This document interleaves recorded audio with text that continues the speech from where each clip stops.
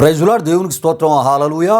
దేవుని బిడ్డలారా, దేవుని అనుదిన ఈ వాగ్దాన ఈ పరిచర్య ద్వారా ప్రతి ఉదయకాల సమయంలో ఈ విధంగా మిమ్మల్ని కలుసుకోవడానికి ప్రభు మాకు అనుగ్రహిస్తున్న ఈ గొప్ప ఈ భాగ్యాన్ని బట్టి మొదటగా దేవాది దేవునికి నిండు హృదయంతో కృతజ్ఞతాస్తుతులు చెల్లిస్తూ ఉన్నాను. దేవునికి స్తోత్రం. హల్లెలూయా, హల్లెలూయా.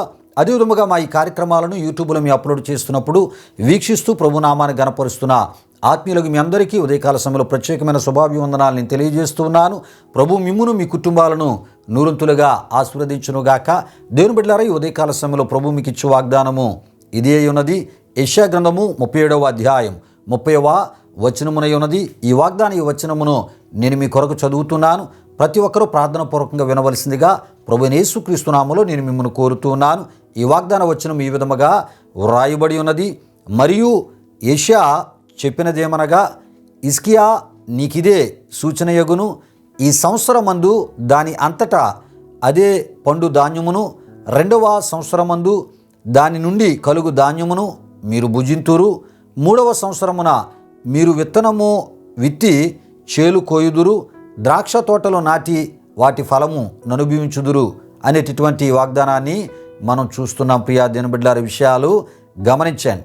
అయితే ఈ వాగ్దానాన్ని దేవుడు యెషయా ప్రవక్త ద్వారా యోధారాజైన హిజ్కియాకు అదేవిధముగా యోధా ప్రజలందరికీ ఇచ్చిన వాగ్దానమునై ఉన్నదని మనం తప్పక తెలుసుకోవాలి. ప్రియా దేవుని బిడ్డలారా, దేవునికి స్తోత్రం. హల్లెలూయా, హల్లెలూయా. అయితే ప్రియా దేవుని బిడ్డలారా, ఈ వాగ్దానమును దేవుడు ఎప్పుడు యోధారాజైనటువంటి హిజ్కియాకు ఇచ్చి ఉన్నాడంటే ప్రియా దేవుని బిడ్డలారా, మరి అష్షూరు రాజైనటువంటి సన్హెరీబు ప్రియా దేవుని బిడ్డలారా బహు క్రూరుడైనటువంటి రాజుగా మనం చూస్తూ ఉంటాం.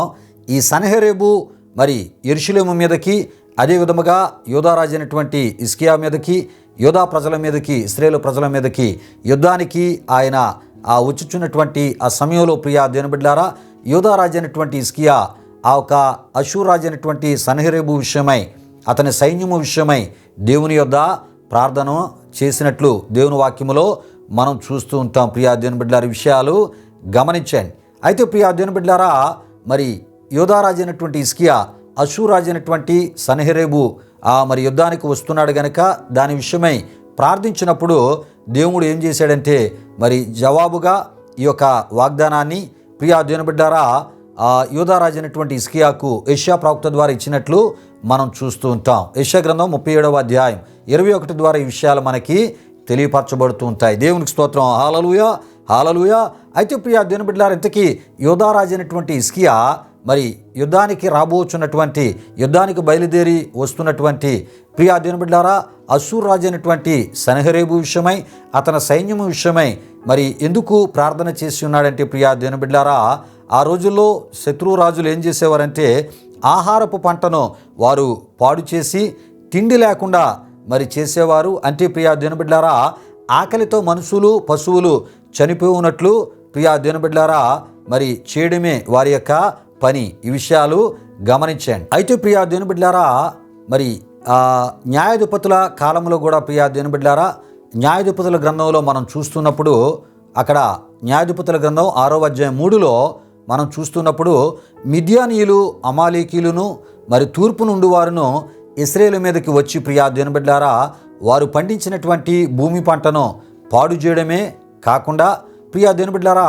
ఇశ్రాయేలు జీవన సాధనములైనటువంటి గొర్రెలను, ఎద్దులను, గాడిదలను మరి దేనిని వారికి లేకుండా చేయువారిగా ఉండుటను మనం చూడగలం. ప్రియా దేవుని బిడ్డలారా, విషయాలు గమనించండి. ఈ విధంగా ఇశ్రాయేలీలను ప్రియా దేవుని బిడ్డలారా హీన దశకు తెచ్చుటే ఒక పనిగా ప్రియా దేవుని బిడ్డలారా ఆ ఒక శత్రు రాజులు పెట్టుకుంటూ ఉండేవారు. ఈ విషయాలు గమనించండి. అయితే ప్రియా దేవుని బిడ్డలారా మిక్కిలి బాధకి ఇశ్రాయేలును గురి చేసిన వారిగా మరి మిద్యానీయులను, అదేవిధంగా అమాలేకీయులను, తూర్పు నుండి ఇశ్రాయేల ఆ ఒక శత్రు రాజులను మనం చూడగలం. ప్రియా దేవుని బిడ్డలారా, ఈ విషయాలు న్యాయాధిపతుల గ్రంథం 6వ అధ్యాయం 1 నుండి 10 వరకు రాయబడిన వాక్యవచనాల్లో మనం చూస్తూ ఉంటాం. అంటే ప్రియా దేవుని బిడ్డలారా ఇశ్రాయేలీలకు తినే ఆహారము లేకుండా చేసి వారిని బలహీనులుగా మార్చి బాధించుటయు, అదేవిధముగా వారి జీవన సాధనాలు కూడా ఉండకుండా చేటు ద్వారా కూడా వారిని మరింత హింసకు గురి చేసే పనిగా ప్రియా దేవుని బిడ్డలారా ఈ విధంగా ఇశ్రాయేలీల శత్రువులు ఉండుటను మనం చూస్తూ ఉంటాం. ప్రియులారా, ఈ విధంగా మరి మిద్యానీయులు కానీ, అదేవిధముగా అమాలేకీయులు కానీ, తూర్పు నుండి వారు కానీ ప్రియా దేవుని బిడ్డలారా మరి న్యాయాధిపతుల కాలములో న్యాయాధిపతుల గ్రంథములో ప్రియా దేవుని బిడ్డలారా ఇశ్రాయేలీలను కఠినముగా బాధ పెట్టినట్లు అక్కడ మనం చూస్తూ ఉంటాం. ప్రియా దేవుని బిడ్డలారా విషయాలు గమనించండి. ఇదే విధానములో ప్రియా దేవుని బిడ్డలారా ఏమండి మరి యోధారాజు అయినటువంటి హిజ్కియా కాలంలో కూడా ఈ రకమైనటువంటి విధానములోనే ప్రియా దేవుని బిడ్డలారా మరి అష్షూరు రాజు అయినటువంటి సన్హెరీబు తన సైన్యముతో పాటు ఏమండి యుద్ధానికి బయలుదేరినట్లు మనం చూస్తూ ఉంటాం. అయితే ప్రియా దేవుని బిడ్డలారా మరి ఆ ఒక సన్హెరీబు విషయమై యోధారాజు అయినటువంటి హిజ్కియా ప్రార్థించుటను మనం చూస్తూ ఉంటాం. ఆ ప్రార్థించినప్పుడే దేవుడిచ్చిన వాగ్దానపు మాటగా ఈ మాటను మనం చూస్తూ ఉంటాం. అయితే ప్రియా దేవుని బిడ్డలారా ఈ వాగ్దానంలో మనం చూస్తున్నప్పుడు అష్షూరు వారు యోధా ప్రాంత పొలాల్లో కోతకు వచ్చినటువంటి పంటను ముట్టుటకు రాకుండా దేవుడు చేసి దేవుని ప్రజలు ఏమండి లేక దేవుని ప్రజలు పండించినటువంటి ఆ పంటను ఆ ఫలములను వారే తినునట్లు, ఎవరు అంటే దేవుని ప్రజలైనటువంటి యోధా వారు ఇశ్రాయేలు వారే తినునట్లు ప్రియా దేవుని బిడ్డలారా భుజించినట్లు చేదునని ప్రియా దేవుని బిడ్డలారా ఈ వాగ్దానములో ఒక అద్భుతమైనటువంటి భావము మనకు కనబడుతుంది. ప్రియా దేవుని బిడ్డలారా ఈ విషయాలు యెషయా గ్రంథం 37వ అధ్యాయం 33 నుండి 38 వరకు రాయబడిన వాక్యవచనాలు మనం చూస్తూ ఉంటాం. అంటే ప్రియా దేవుని బిడ్డలారా అంటే ఇశ్రాయేలీల వారు ఏమండి యోధావారు వారు పండించినటువంటి పంటను వారే తినేటట్లు దేవుడు చేస్తానని వాగ్దానం ఇచ్చినట్లు మనం చూస్తూ ఉంటాం. ప్రియులారా ఈ వాగ్దాన ప్రకారంగానే యోధారాజు అయినటువంటి హిజ్కియా ప్రార్థించినటువంటి ఆ ఒక ప్రకారంగానే ప్రియా దేవుని బిడ్డలారా దేవుడు ఏం చేశాడంటే అష్షూరు రాజు అయినటువంటి సన్హెరీబు వచ్చిన మార్గములోనే తిరిగి వెళ్ళిపోయాడు. అష్షూరు సైన్యం 185,000 మంది యెహోవా దూత చేత ప్రియా దేవుని బిడ్డలారా వారు మొత్తబడి చనిపోయినట్లు మనం చూస్తూ ఉంటాం. అయితే ప్రియా దేవుని బిడ్డలారా అష్షూరు రాజు తిరిగి తన యొక్క స్వదేశమైనటువంటి నినివేకు పోగా అక్కడ తన కుమారులు ఏం చేశారంటే తన యొక్క విశ్వాస సంబంధించినటువంటి ఆ స్థలములోనే ఆరాధన భక్తి కలిగినటువంటి స్థలములోనే తన సొంత కుమారులే తను ఏం చేశారంటే తలా ముండెము వేరు చేసి చంపినట్లు మనం చూస్తూ ఉంటాం. ప్రియా దేవుని బిడ్డలారా విషయాలు గమనించండి. దేవునికి స్తోత్రం. హల్లెలూయా హల్లెలూయా.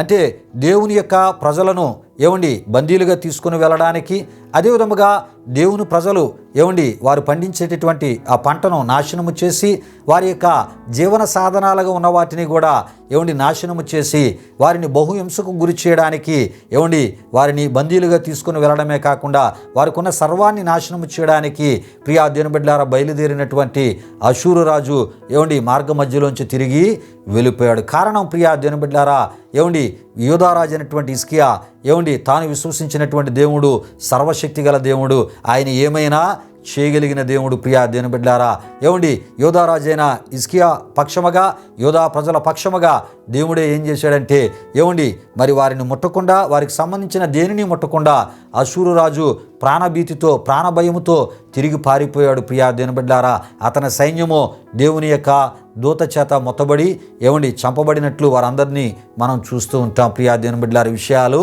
గమనించండి. దేవునికి స్తోత్రం. హల్లెలూయా హల్లెలూయా. అయితే ప్రియా దేవుని బిడ్డలారా యెషయా గ్రంథం 37వ అధ్యాయం 30లో మనం చూస్తున్నప్పుడు సంవత్సరం వెంబడి సంవత్సరము మారుతున్న ప్రకారము మీ పరిస్థితులను ఆహార సమృద్ధితో పాటు ఫలభరితమైనటువంటి పరిస్థితులతో పాటు ప్రియా దేవుని బిడ్డలారా నడిపించడమే కాకుండా మీ చేతుల పంటను మీ చేతుల కష్టార్జితమును మీ చేతుల కష్టమును వేరొకరు అనుభవించకుండా వేరొకరు ముట్టకుండా వేరొకరు చేతుల్లోకి వెళ్లకుండా ప్రియా దేవుని బిడ్డలారా మీరే అనుభవించినట్లు చేదునని ప్రియా దేవుని బిడ్డలారా ఆనాడు మరి యోధారాజు అయినటువంటి హిజ్కియాకు యోధా ప్రజలకు ఆనాడు యెషయా ప్రవక్త ద్వారా దేవుడిచ్చినటువంటి ఈ వాగ్దానమును ప్రియా దేవుని బిడ్డలారా ఈ ఉదయకాల సమయంలో ఈ వాగ్దానాన్ని ఆయన మీకు ఇస్తూ ఈ వాగ్దానము ద్వారా ఆయన మీతో మాట్లాడుతూ ఉన్నాడు.